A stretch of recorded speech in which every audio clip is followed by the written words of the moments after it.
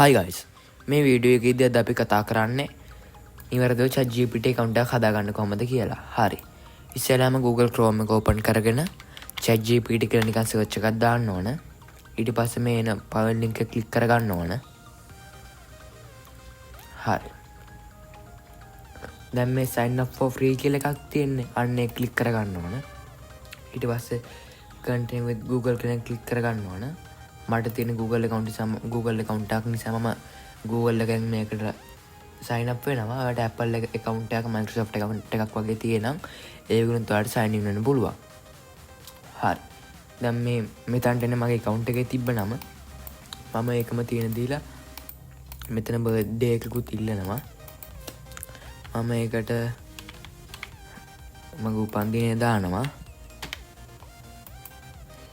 හරි. ඊට පස්සේ continue කියන එක click කරගන්න ඕන.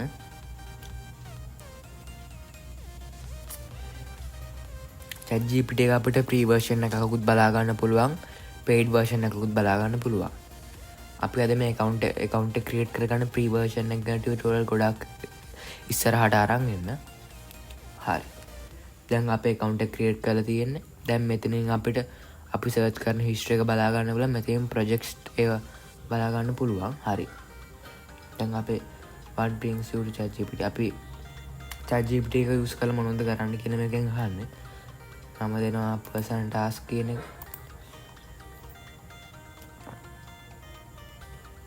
මම මේකෙන් skip කරලා දානවා. මට ඕන එකක් දෙන්න පුළුවන්.